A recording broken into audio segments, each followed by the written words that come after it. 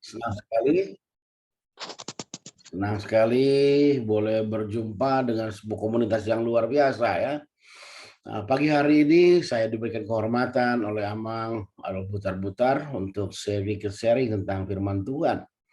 Nah, ada satu hal yang mengganjal dalam hati saya sekian lama, melihat betapa banyak keluarga-keluarga hamba-hamba Tuhan itu porak-poranda. Ya, ada anak-anaknya yang terlibat drugs, ada anak-anaknya sampai menjadi LGBT, begitu. Oleh karena itu, kita sadar ini yang harus kita kokohkan dan kuatkan karena pelayanan kita akan sangat berdampak oleh karena itu. Nah, oleh karena itu maka saya mau mulai firman Tuhan hari ini di dalam 1 Samuel pasal 15. Coba kita baca. Boleh ininya multimedianya munculkan di ayatnya di screen kita. 1 Samuel 15 ayat 1 sampai 3. Ya, 1 Samuel 15 ayat 1 sampai 3.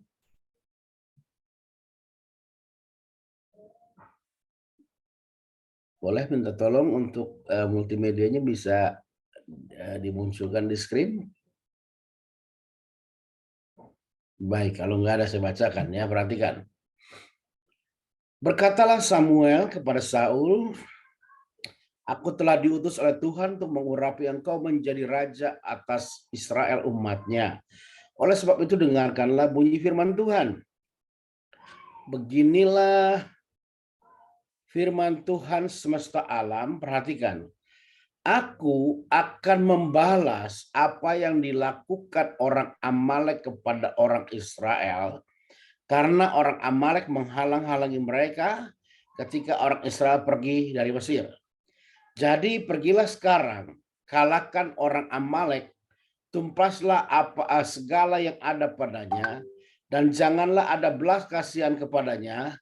Bunuhlah semuanya, laki-laki maupun perempuan, kanak-kanak maupun anak-anak yang menyusu, lembu maupun domba, unta maupun keledai. Nah, pertanyaan kita kan kita menjadi penghantar eksplorasi kita pagi hari ini adalah begini. Selama ini kita mengenal Allah kita adalah Allah yang murah hati, panjang sabar, berlimpah kasih setianya. Yang menjadi pertanyaannya kalau kita komparasikan dengan 1 Samuel pasal 15 ini, kok beda? Allah yang penuh kasih panjang sabar dalam 1 Samuel 15 ini adalah Allah yang kelihatannya Allah yang mendendam, Allah yang membalaskan kesalahan. Dan dengan begitu kerasnya Allah mengatakan kepada Saul lewat Samuel, orang-orang Amalek itu harus ditumpas tanpa belas kasihan, laki-laki maupun perempuan, anak-anak maupun kanak-kanak, tanpa belas kasihan. Nah, pertanyaan saya adalah begini, kenapa orang Amalek mau dimusnahkan oleh Tuhan? Kenapa kegeraman Allah begitu berkobar? Kenapa kegeraman Allah begitu menyala untuk menghabisi orang-orang Amalek ini? Ini yang harus kita sadari, karena tanpa sadar seringkali kita menjadi pemicu yang seperti saya tadi sampaikan ya. Kenapa orang Amalek begitu dibenci oleh Tuhan? Karena ini memberikan sebuah gambaran, satu sisi gambar Allah kita yang selama ini tidak tereksplorasi dalam gereja. Nah, kalau kita mau tahu apa alasannya Allah begitu marah, begitu murka kepada orang Amalek, kita baca Ulangan 25. Kita lihat coba. Ulangan 25 ayat 17 sampai 19.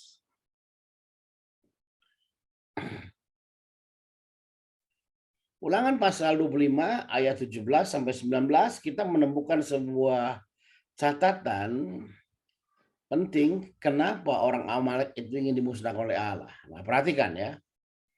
Ingatlah apa yang dilakukan orang Amalek kepadamu pada waktu perjalananmu keluar dari Mesir, bahwa engkau didatangi mereka di jalan dan semua orang lemah pada barisan belakangmu dihantam oleh mereka, sedang engkau lelah dan lesu karena mereka tidak takut akan Allah. Perhatikan 19-nya. Maka apabila Tuhan Allahmu sudah mengaruniakan keamanan kepadamu daripada segala musuh-musuh di sekeliling di negeri yang diberikan Tuhan Allahmu kepadamu untuk dimiliki sebagai milik pusaka, maka haruslah engkau menghapuskan ingatan kepada orang Amalek dari kolong langit. Janganlah lupa. Orang Amalek adalah satu suku yang pertama-tama menyerang orang Israel ketika mereka keluar dari Mesir. Nah, peperangan bukanlah Allah sesali karena Allah juga mempersiapkan orang Israel dengan harus siap untuk berperang. Tetapi cara perang yang digunakan oleh orang Amalek ini yang merepresentasikan cara kerja iblis. Apa cara kerja iblis itu? Alkitab catat dalam ulangan tadi bahwa orang Amalek ketika berperang dengan orang Israel, mereka menyerang barisan paling belakang daripada barisan Israel. Nah, untuk memahami barisan belakang itu ditempatkan siapa, saya kasih ilustrasi dengan pemahaman tentang gembala. Ada perbedaan gembala gembala dalam benak orang Indonesia dan gembala dalam benak pikiran orang Israel. Gembala di Indonesia itu berjalan kira-kira di depan kambing dombanya atau di belakang. Sepanjang saya pengetahuan waktu kecil suka lihat tukang angon, rasanya gembala itu berjalan di belakang. Tetapi merujuk dalam Yohanes pasal 10 tentang gembala yang baik, domba-domba itu mengenal suara gembalanya, saya dapat pemahaman dan beberapa literatur yang mengatakan gembala di Israel itu bukan berjalan di belakang, tapi berjalan di depan domba-domba. Ya, kenapa? Karena domba dikatakan mengenali suara gembalanya. Nah, domba itu menurut beberapa yang saya pernah pahami adalah salah satu binatang yang agak paling lemah karena tidak mempunyai sistem pertahanan untuk menyelamatkan dari serangan musuh. Yang kedua, gembala itu matanya tidak bisa melihat dari jarak jauh. Maka dia mengandalkan telinganya, mendengar suara gembalanya, maka mengikuti suara gembalanya. Dan yang ketiga, domba itu adalah binatang yang paling lemah karena dia nggak bisa pulang sendiri. Kucing kita lepaskan bisa pulang, burung dara kita lepas kita bisa pulang. Tapi domba nggak bisa pulang. Nah, domba ini saya katakan tadi mendengar suara gembalanya. Artinya memberikan posisi di depan itu para pemimpin. Nah, barisan Israel itu juga kalau kita bentuk formasinya, maka saya percaya di depan Musa, di depannya bersama dengan Yosua, panglima pasukannya, prajurit perangnya, maka ditaruhlah yang paling belakang, yang menurut hemat pemimpin mereka adalah tempat yang paling aman kalau mereka berperang secara head to head, berhadapan-hadapan. Tetapi orang Amalek menyerang bagian belakang. Nah, sekarang saya tanya, kira-kira kalau kita menjadi kepala pemimpin pasukan Israel, kalau berperang head to head, maka kita taruh barisan paling belakang kita itu kira-kira siapa? Maka kita menemukan sebuah kebenaran, maka untuk di tempat yang paling aman, yang tidak siap berperang, orang-orang yang tidak siap berperang, adalah anggota keluarga kita. Istri kita, anak-anak kita, orang tua kita, ditempatkan di paling belakang. Artinya hari ini kita mesti sadar, kita hamba Tuhan, bahwa iblis selalu berusaha menyerang dan menghancurkan bagian belakang barisan Tuhan, yaitu rumah tangga dan keluarga kita. Dari mana buktinya? Coba kita lihat 1 Samuel pasal 30. 1 Samuel pasal 30 ayat 1 sampai 3. Bagaimana kinerja iblis menyerang rumah tangga dan menghancurkan keluarga dengan luar biasa. 1 Samuel pasal 30 ayat 1 sampai 3. Ketika Daud sampai ke Siklak, ketika Daud serta orang-orang yang sampai ke Siklak pada hari ketiga, orang Amalek telah menyerbu tanah Negeb dan Siklak. Perhatikan, Siklak telah dikalahkan mereka dan dibakar habis. Perhatikan, perempuan-perempuan dan semua orang yang ada di sana, tua dan muda, telah di tangan mereka. Dengan tidak membunuh seorang pun, mereka menggiring sekalian kemudian meneruskan perjalanannya. Ketika Daud dan orang-orangnya sampai kota itu, tampaklah kota itu terbakar habis. Dan istri mereka serta anak-anak yang laki-laki dan perempuan telah ditawan. Jadi kemurkaan Allah ditujukan kepada iblis, kepada orang Amalek, karena mereka merepresentasikan cara kerja iblis, yaitu menghancurkan rumah tangga dan keluarga. Ya, hari ini kita sadar sebagai hamba-hamba Tuhan, pemimpin-pemimpin gereja di masa depan, kita tahu bahwa target market dari iblis menghancurkan kita adalah lewat rumah tangga dan keluarga. Nah, itu juga dibuktikan dari mana? Coba kita lihat di dalam Wahyu pasal 12.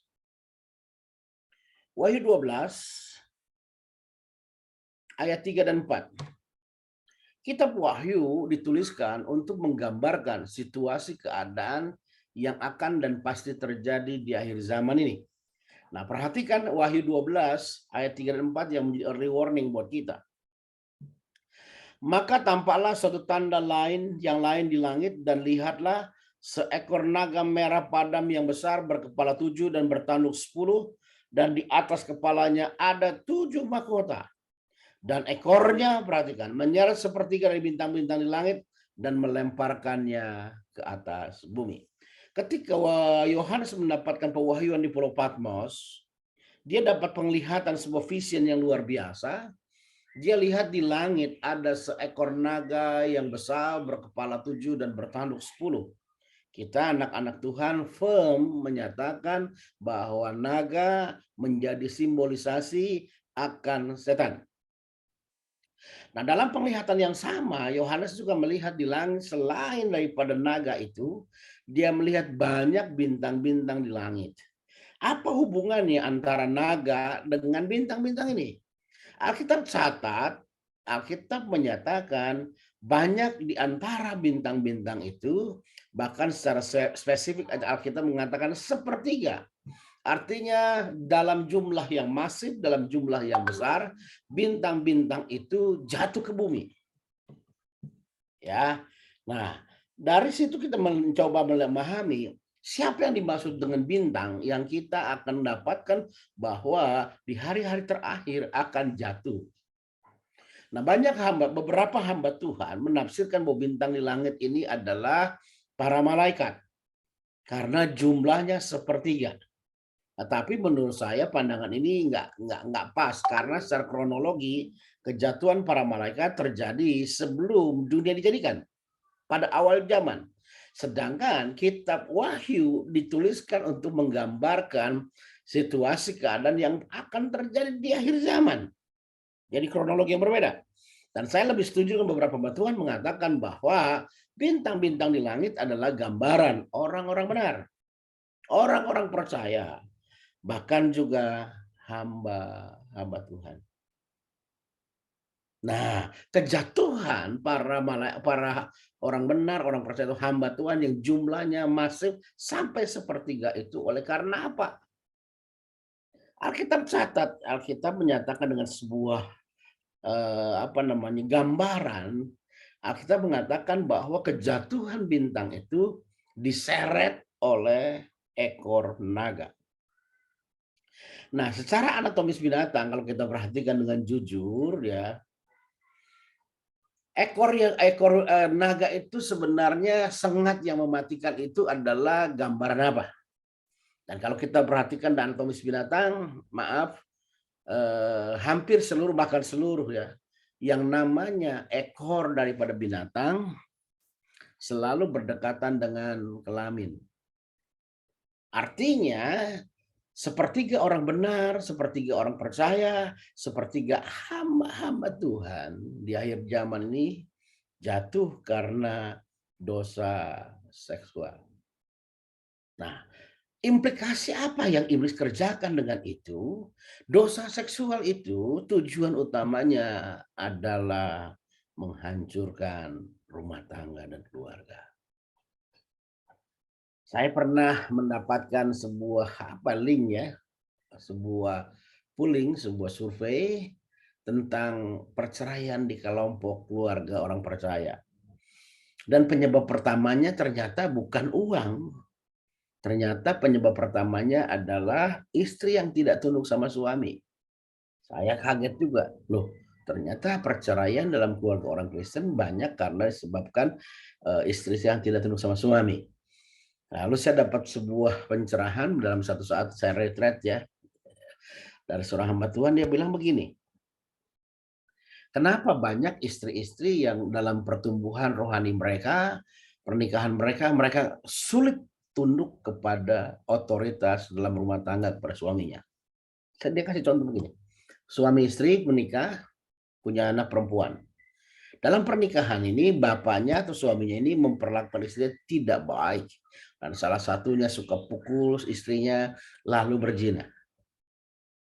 Nah, si anak yang mendapat informasi dari ibunya ini bahwa bapaknya brengsek, tidak baik, suka main perempuan, dia sangat sulit menghormati bapaknya.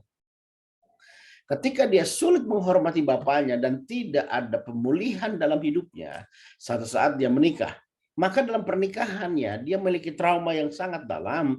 Dia pun mengalami ketakutan bahwa suaminya akan seperti bapaknya. Maka sebelum suami seperti bapaknya, maka wanita itu cenderung akan menjadi posesif, cenderung akan menguasai pria itu. Dan ketika seorang pria mau dikuasai, maka pria itu berontak dan ditimbulkan benturan yang keras, sehingga seringkali itu yang menyebabkan kehancuran pernikahan mereka. Dosa berarti dilakukan bapaknya punya efek menghancurkan anak-anaknya. Makanya saya katakan begini, kalau kita cari menantu nanti buat anak perempuan kita, buat anak laki-laki kita, cari anak perempuan yang menghormati bapaknya.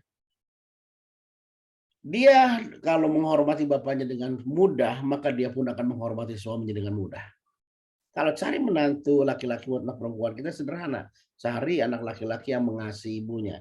Kalau dia mengasihi ibunya, maka dia juga dengan mudah akan mengasihi istrinya. Nah, tapi saya mau katakan dengan sederhana tadi katakan bahwa kehancuran rumah tangga salah satu sangat maut yang mematikan adalah lewat dosa perzinahan. Dan saya sadar hari ini saya memberikan early warning buat kita hamba-hamba Tuhan. Kita harus sadar bahwa rumah tangga kita menjadi target market yang utama akan dihancurkan iblis. Kalau kita perhatikan dalam Alkitab saja, tidak sedikit keluarga hamba Tuhan berantakan. Contoh sederhana. Kalau saya tanya, kita punya 3 anak laki-laki. Saya mulai pertanyaan begini. Seharusnya orang yang benar, orang yang sungguh-sungguh dengan Tuhan harusnya hidup bahagia atau tidak? Saya percaya kita akan jawab bahagia. Kalau saya tanya lagi, kalau kita punya 3 anak laki-laki dan 1 anak laki-lakinya durhaka, kira-kira begitu bahagia nggak? Kita percaya, kita akan bilang tidak. Nah, kalau 2 pernyataan itu dikenakan kepada 1 orang yang bernama Nuh, orang yang saleh, 120 tahun bikin bahtera, di tengah-tengah bullying, di tengah-tengah makian orang, dia taat. Tetapi dalam ketaatannya, dia punya anak yang bernama Ham terkutuk. Bagaimana dalam keluarga yang saleh bisa melahirkan anak yang terkutuk? Jadi sekali lagi keluar ke target marketnya. Nah, kalau saya jelaskan begini, Nuh itu punya anak Ham menjadi terkutuk gara-gara dia melihat ketelanjangan Nuh dan cerita di luar. Nah, Nuh itu telanjang diakibatkan karena dia minum anggur sampai mabuk. Nah, pertanyaannya adalah orang biasanya minum anggur sampai mabuk dalam kondisi depresi atau lagi happy. Maka kita bilang depresi. Berbeda menurut saya dengan Nuh. Nuh minum anggur sampai mabuk bukan karena depresi. Karena Kejadian 9 kalau nggak salah menyatakan bahwa Nuh adalah manusia yang pertama setelah air bah dia bercocok tanam dan dia menanam pohon anggur. Nah, kalau dia menanam pohon anggur dan dia katakan Nuh minum anggur sampai mabuk, berarti dia minum dalam jumlah yang besar. Nah, kalau dalam jumlah yang besar, maka identifikasi kita, Nuh sedang berhasil, sukses. Bukan sedang dalam paceklik, dia sukses merayakan keberhasilannya. Tetapi pertanyaannya, ketika dia merayakan keberhasilannya, di mana istrinya? Sebab kalau ada istrinya di tempat mendampingi Nuh, di tendanya misalnya, lalu Ham datang mau masuk ke tenda itu, maka istri yang bijak akan menutupi ketelanjangan suaminya. Akan dia memberikan pakaian terus menyelimutinya. Maka kalau itu terjadi, Ham tidak akan menjadi anak yang terkutuk. Jadi yang sangat jelas hari ini, Nuh gagal karena diserang rumah tangganya. Dengan cara apa? Salah satu serangannya, Nuh salah membangun hierarki rumah tangga. Nuh lebih menghormati anak daripada istrinya. Saudara bisa bandingkan dalam Kejadian 7 ayat 13. Ketika air bah terjadi, Nuh masuk dalam bahtera, maka ayat 13 menyatakan, maka lalu masuklah Nuh serta Sem, Ham, dan Yafet, anak-anak Nuh, dan istri Nuh, dan ketiga istri anak-anaknya. Nuh menempatkan anak-anaknya lebih utama daripada istrinya. Padahal pasal 8 ayat 15 dan 16-nya kita berikan catatan Tuhan berpesan kepada Nuh, keluarlah dari bahtera itu engkau bersama istrimu dulu, baru anak-anakmu, baru istri anak-anakmu. Tetapi pasal 8 ayat 18, biarpun Tuhan sudah ngomong untuk keluar bersama dengan istrinya dulu, Nuh keluar tetap bersama dengan anak-anaknya dulu. Hierarki yang salah ini serangan iblis yang menghancurkan rumah tangga dan keluarga. Kita ingat juga bagaimana keluarga Samuel, kalau kita baca 1 Samuel pasal 7 kalau nggak salah ya. Anak-anak Samuel sama hamba Tuhan yang hebat. Tetapi anak-anak Samuel mata duitan, mengejar laba, menerima suap. Hari ini fakta yang menarik. Saya mau sampaikan hari ini bagi kita yang belum menikah, bagi kita yang sudah menikah, berjuang bagaimana membangun rumah tangga kita yang baik. Kenapa? Karena ini menjadi titik sentral serangan iblis menghancurkan kita. Jangan kita korbankan rumah tangga dan keluarga kita hanya karena pelayanan kita yang menyita waktu kita lebih. Karena rumah tangga menjadi parameter ukuran yang Tuhan mau dalam kehidupan kita. Ya, kenapa Tuhan mau kita mengutamakan rumah tangga kita? Ini ayat terakhir, Pak. Ya, Maliaki pasal 4 ayat 5 dan 6 kita lihat ya. Maliaki pasal 4 ayat 5 dan 6, saya berharap kita semua mendapatkan sebuah gambar yang lebih utuh kenapa kita harus concern memperhatikan rumah tangga dan keluarga kita. Maliaki pasal 4 ayat 5 dan 6 berkata demikian. Sesungguhnya aku akan mengutus Nabi Elia kepadamu menjelang datangnya hari Tuhan yang besar dan dahsyat itu. Terminologi hari Tuhan yang besar dan dahsyat itu adalah kedatangan Mesias bagi orang Yahudi. Bagi anak Tuhan, kedatangan Kristus yang kedua. Bagi orang Islam, itu tentang hari kiamat. Jadi sebenarnya terminologi kiamat nggak kita kenal ya. Ayat 6-nya. Maka ia akan membuat hati bapak-bapak berbalik pada anak-anaknya dan hati anak-anak pada bapak-bapaknya, supaya jangan aku datang memukul bumi sehingga musnah. Tuhan sampaikan, kalau bumi ini dipenuhi dengan kemuliaan Tuhan lewat pemulihan rumah tangga dan keluarga, maka Tuhan tidak akan datang untuk memukul bumi sehingga musnah. Nah, pertanyaannya menariknya begini.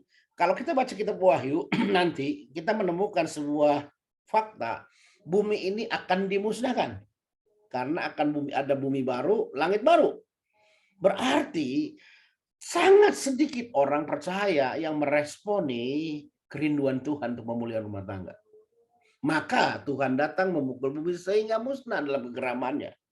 Tetapi sebaliknya saya percaya buat orang-orang yang menerima, memperhatikan rumah tangganya dipulihkan, maka dengan kata lain saya mau katakan mereka tidak akan melihat kemurkaan Allah yang menyala-nyala ditumpahkan di tengah-tengah dunia.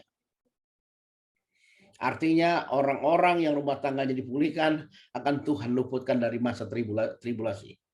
Nah, oleh karena itu maka kita hamba-hamba Tuhan, kita masih muda, saya percaya ada banyak junior haki saya berdoa dan berharap kita bangun rumah tangga dengan baik.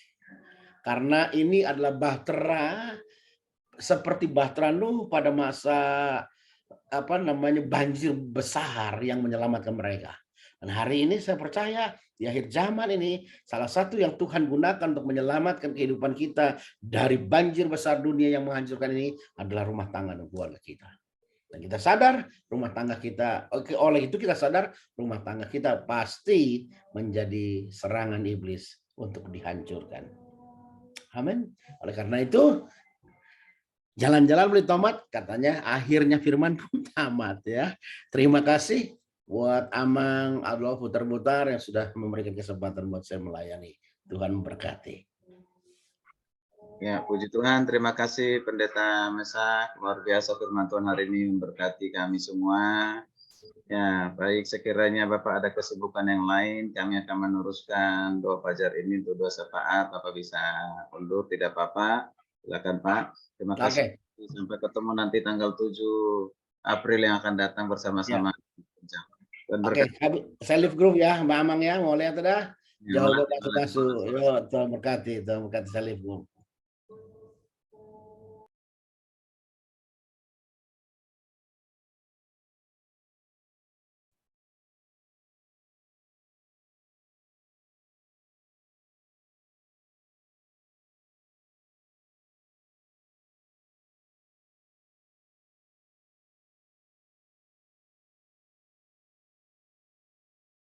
Silakan lanjut.